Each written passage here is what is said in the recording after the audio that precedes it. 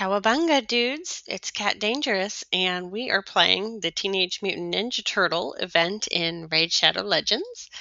This video is going to feature my dungeon team for the event dungeon. It's Cat Dangerous versus Shredder. So I don't have a stage 30 team. I was farming stage 25. I did some programming and was running it in about 18 to 30 seconds on auto. And I decided that because 25 has gear that could be as good as legendary but does not have mythicals, but stage 26 does have mythical pieces that can drop, to try to run stage 26. So for this tourney that's been running, I've switched to farming stage 26. I still don't have any mythicals, unfortunately. But that's what we're doing, and I thought I would show the team that I'm using. So first of all, I'm not going to review all the boss skills, but there's a lot of defense ignore. He can destroy defense. You don't want to let him go into veil, so you want to try to apply a block buffs debuff. There's a lot of nasty stuff associated with veil. And I think what we want to do also is try to have block debuffs buff for our team as well, because he can put out fears. There's an evade mechanic that will be going on. He's immune to decreased speed debuffs and turn meter reduction, and there's a cap on HP burn damage. And he has almighty immunity, so all the crowd control stuff, you can't get him with that. And then awakened weakness, which is one of my least favorite things to see in the game. This is the pay to win thing, where if you don't have the highly awakened champions with juicy souls, then you're not going to be able to damage the boss as much, and you're going to be taking a lot more damage from the boss. So survivability is going to be an issue. So I went looking for some of my best champs with souls, awakened souls. I found Corvus with a 5-star soul, and of course Toshiro has a 6-star soul. I'm pay to win, but I lucked into these, and therefore I'm able to complete stage 26 at least. And here's the team I'm running. So I have Lazarius in a tanky support Form 1 build. He has enough accuracy to get the job done, and he's the fastest champ on this team. So he'll speed boost the rest and let me get some turns in before these guys can go. So Mikage will go second. I'm going to flip her into Form 2, and we're going to take off the shield that Chris puts on everyone, because it makes him very hard to kill these guys if they have a shield. And she'll put weaken on hopefully all of them, which will make it easier to kill them. Then I have Toshiro come in. His kit's not super fancy, but he can nuke. So I'm going to have him try to nuke everyone down. Pythion's going to be a bit of a problem. He is a strong affinity relative to Toshiro, and so Toshiro might weak hit. And when that happens, the fight becomes all about trying to control this guy and try to keep Python from reviving the rest of the team. If that happens after I've used all my good abilities and these guys come back and are able to take a turn, it's pretty much game over for me. So I brought Ninja, thinking Ninja can help freeze him using his A3 skill. Now, of course, you can't target the boss when you're doing that. If you have Python up, you want to freeze by targeting Python. And again, Ninja, unfortunately, is also weak affinity to Python. So once in a while, it doesn't go through. And my accuracy is probably less than it should be as well. So far, I haven't seen it get resisted. I think it's just a weak hit issue when it happens. So there's a little vulnerability there. Hopefully you have a nuker that's stronger against Python, a force affinity nuker, or even better, a spirit affinity nuker. And that would be matching for Ragash, so that would be fine. And everyone else is void. So spirit's probably the way to go if you want to make sure you can take down Python, but I don't have a good spirit nuker that can get it done and with a nice soul. And I do have my cat's gaze on Toshiro.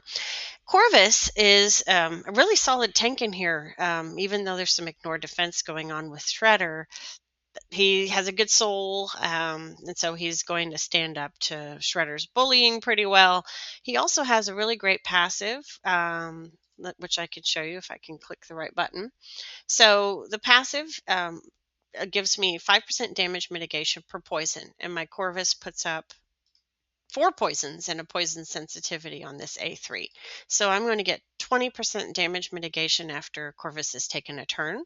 on whoever's alive at the time he applies those debuffs, unless Mikage has gone in and tried to stun or sleep one of these guys while this obnoxious Jingwan is still up.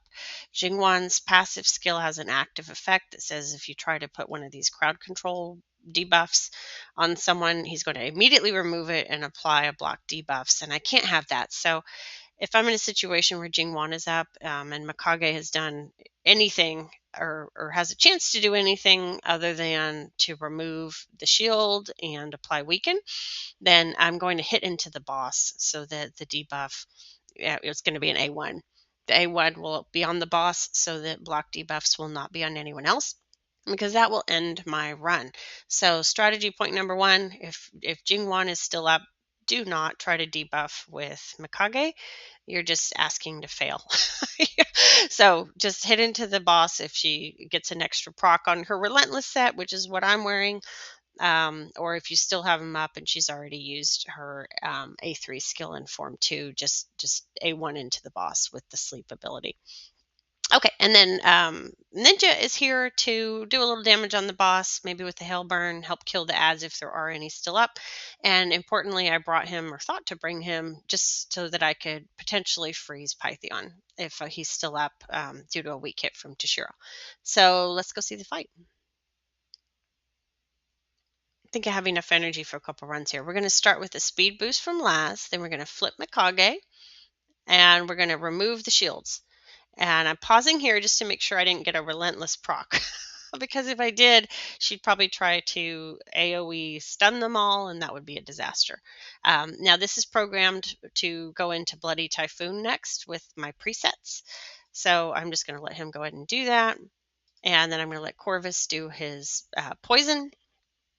So we got some nice damage mitigation up here, 20% damage mitigation due to these 4 poisons. He also landed a smite, which is nice, a protected smite, and a poison sensitivity. And then, Toshiro put up a couple debuffs, and there's Mikage's weaken.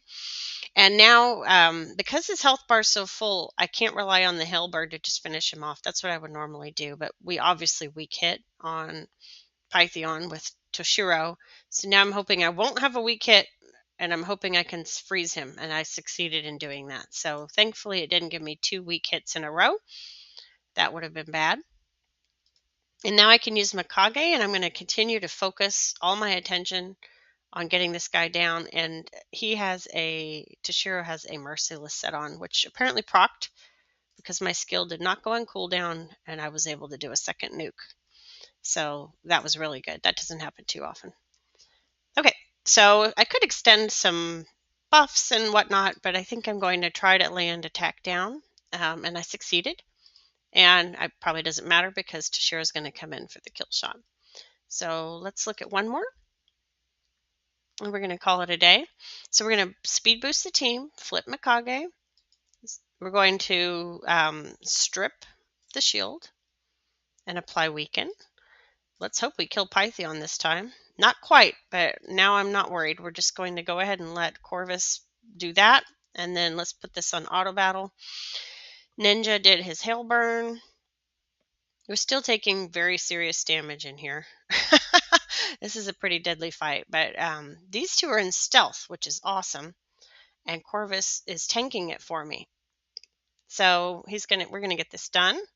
Thanks to Corvus being such a good tank, and him having a 5-star soul helps with that. So that's the fight. Let's take a quick look at gear, and you can go on with your business for the day. So for gear, we have Laz in this kind of tanky build that's fast and has a lot of accuracy and some fairly nice HP. Then we have Mikage going second, and she has a lot of accuracy so that she can remove the shields. Then we have Toshiro going third, and here's his Merciless set. He has Crushing Rend, he has Cat's Gaze, etc., etc. He's doing damage. And then I have Corvus going, and he is in a 9-piece feral set.